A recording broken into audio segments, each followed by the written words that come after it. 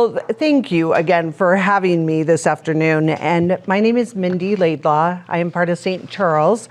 And I have been, just a little bit about me, I've been with St. Charles going on, May will be 38 years. I am an occupational therapist, and I did my training at Pacific University and did my internship at the Bend campus. So that's kind of how I got here from California. My role I've worked in acute care for 32 years at the Bend campus, and then I also oversaw all the teams, all the therapists there as well, and inpatient rehab. And I was like, okay, I've done this for a long time. I want to make a little bit of a change and an impact in our communities. So I ended up going over to St. Charles Home Health and Hospice, where I oversee some teams, both in home health and hospice, but I also do a lot of community outreach.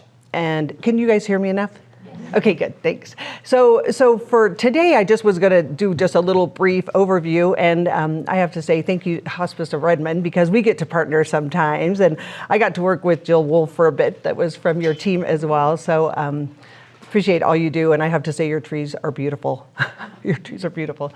With St. Charles, our people go everywhere, so we drive all the way up to, for home health and hospice, and all other things. We go all the way up to Warm Springs, so I'm up there once a month. I am part of the Native Aspirations group as well, and so we get to bring resources out there for them. Lots of people cannot afford bathroom equipment, walking equipment, so we do that. Then I'm in the community. I go to every community once a week. I'm in Sisters, I'm in Redmond, and then Bend, Prineville, Lapine.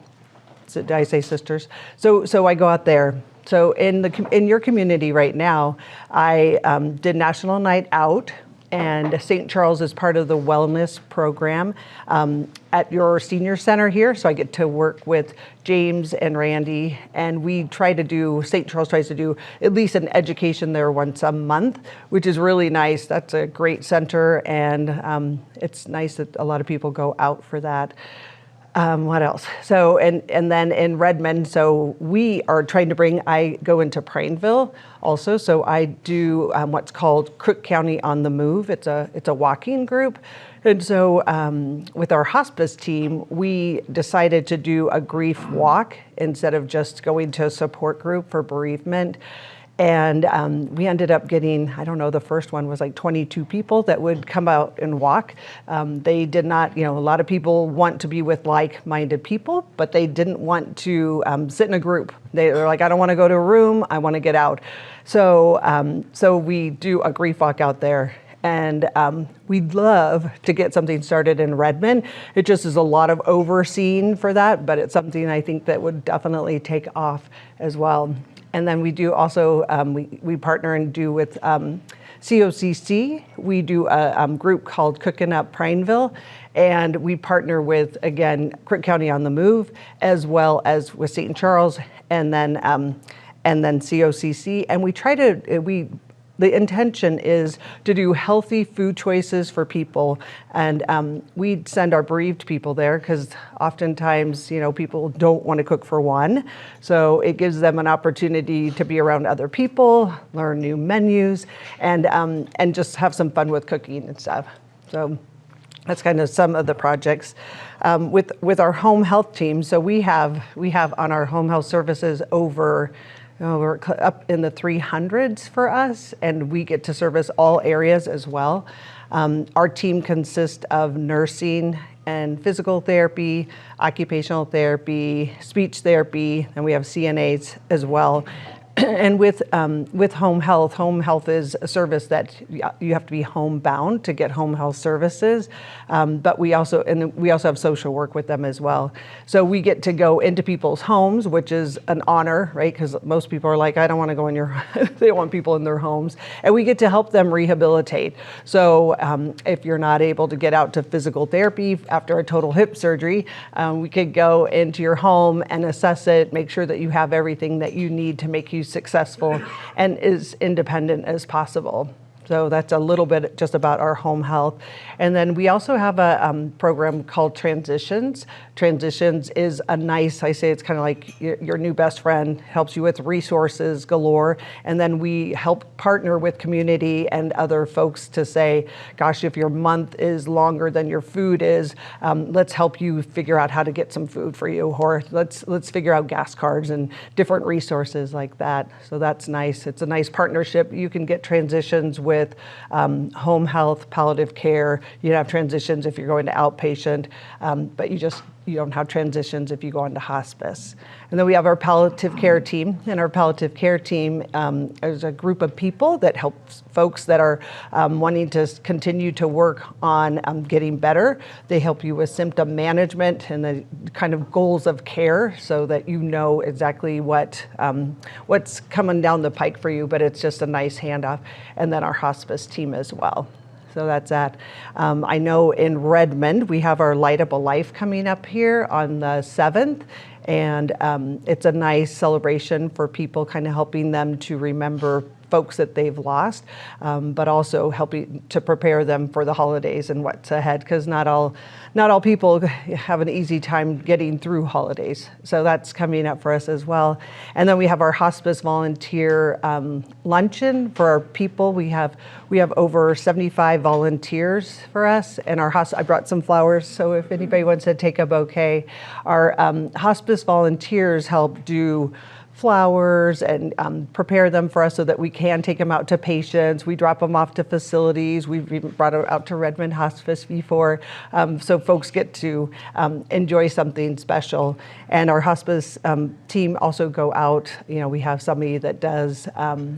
We have people that will help them with tech. A lot of times people can't any longer really call as well, or they want to see a face, or they can't go visit. So we help them with that. And respite, just somebody to sit with the person in case their care partner wants to get out and even go get a haircut or something. So we get to do stuff like that. And then just different, an array of things. Walk your dogs, do whatever's needed. So, and just really just be there to help listen for folks that need somebody there as well. Let's see what else I'm going to talk about a little bit. That's kind of it about St. Charles. We have a lot of different things going on, though. I'm sure, I don't know if you know, but so you have a new administrator that's overseeing your Redmond hospital now. Todd Shields is your gentleman of contact over there. I call him the mayor. He's like the mayor in Prineville. So he oversees Madras. He oversees Madras, Redmond, and Prineville. And so that's going to be a super nice touch for you guys. He's definitely somebody that is very relational, very customer driven, and is always working to improve everything that he can. And he's just one of those people that have great relationship, not just with patients and families, but also the staff and the team, and always looking for improvement. So that's exciting. And I'm sure you're excited about the Cancer Center. That's going to be amazing and so needed. I mean, our community really needs to get that opened. So a little bit about St. Charles. So partnership, I think that we had Keith come out here and talk about Stroke Awareness of Oregon. So when I do community outreach, I partner with a lot of people, but I partner with 2 boards that I'm on. So I'm on the Parkinson's Council board, and I couple with Lisa Hurley from Partners in Care, and then we have our board member as well, and we help. I'll talk about Parkinson's first, then stroke. So we help with Parkinson's. We help to get in there and educate folks just about importance of your medication, taking it at the same time, and educating them about, don't take your medication if you're on Parkinson's meds, around protein, and help gear them to, there's a lot of different things. We have boxing classes, and there's ping pong, and there's all these different things that we have, and it just gives people hope. Because a lot of times that, with diagnosis, right, all of a sudden you think, oh my gosh, how am I going to deal with this new package? And I don't really know, people just kind of think, life is over, and it's not. But we go into communities, and we had a Parkinson's walk here not that long ago. And so we raise money that can help support people as well. with Parkinson's. So they do a lot of great things. And then I partner with Stroke Awareness of Oregon, and I did put some flyers there. The flyer is for, we're doing Strikeout Stroke.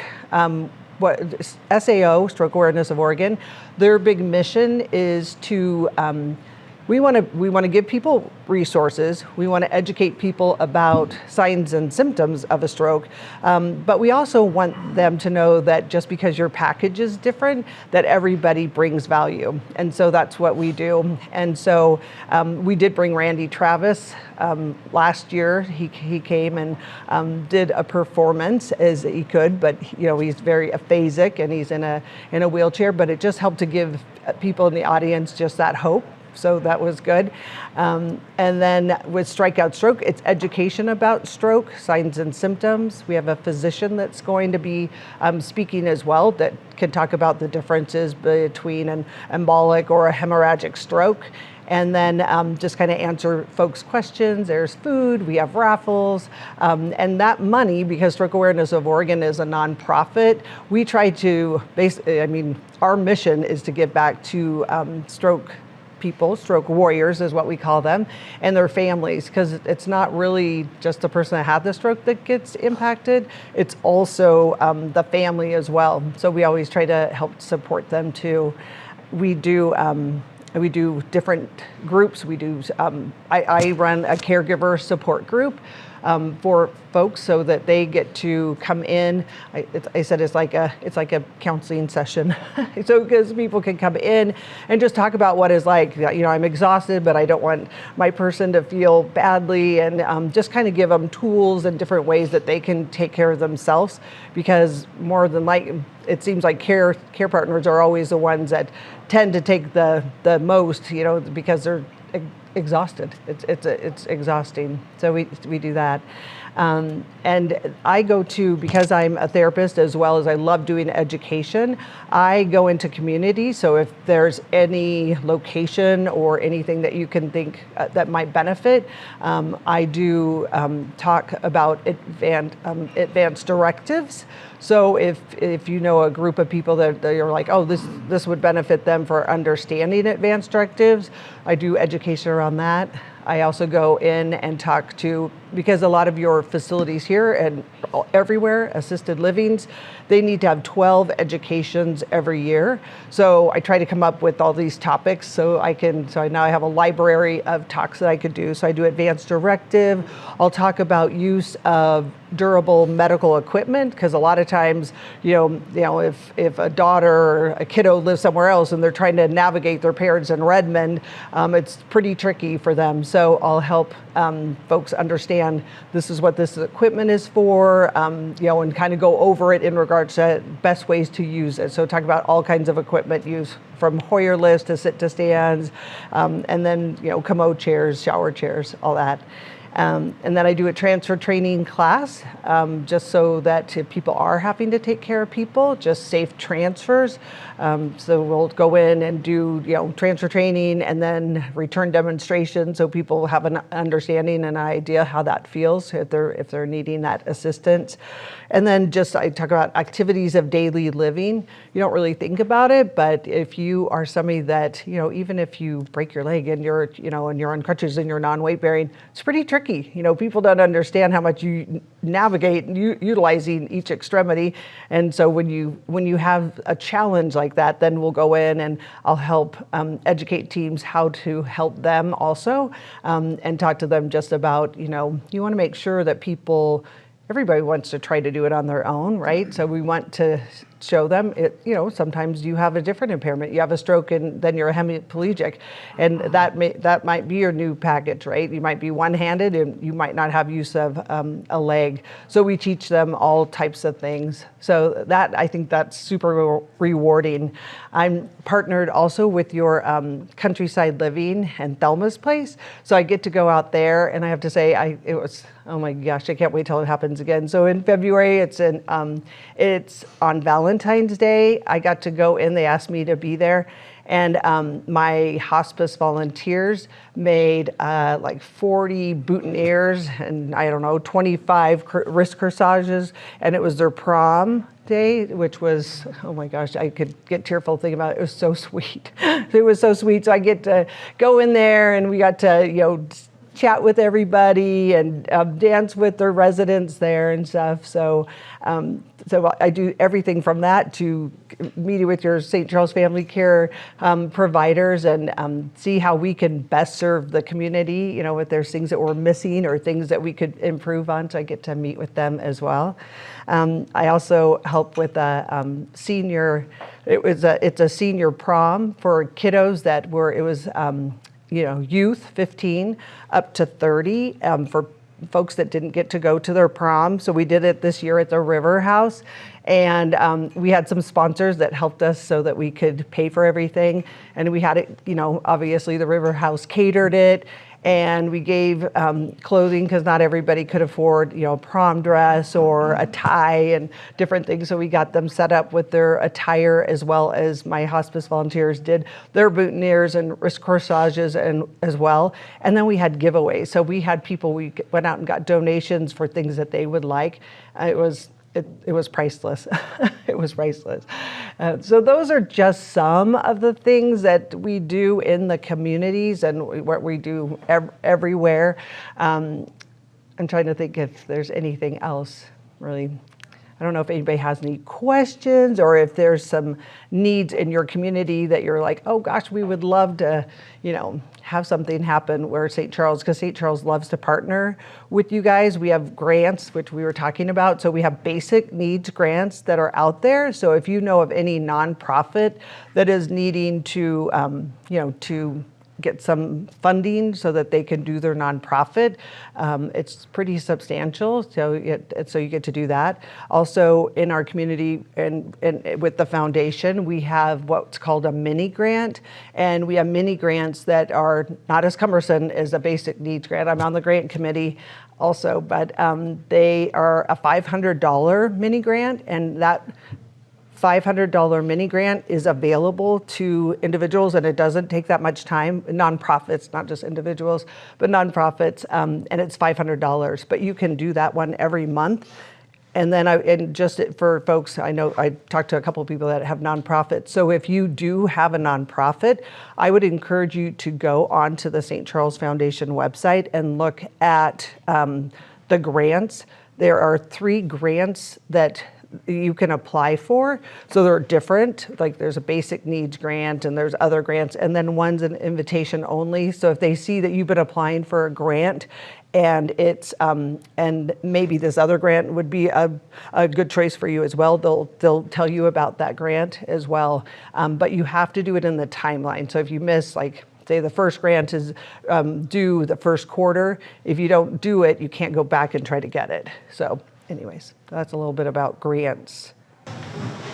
Yes. Tell us more about the Cancer Center. When will it open, and is it unique in Central Oregon, or does it augment something already going on in Bend? And I'm sorry because I'm not part of the Cancer Center, so I can't probably answer all your questions, but I know how to get answers. We have a Cancer Center in Bend, but we have far outgrown our capacity to take care of our population in Central Oregon. I know my daughter went through cancer when she was 18, and I had to go up to the Seattle Sarcoma Clinic because they didn't specialize in that type of cancer. So for us, that little fly is a pest right there. Yeah.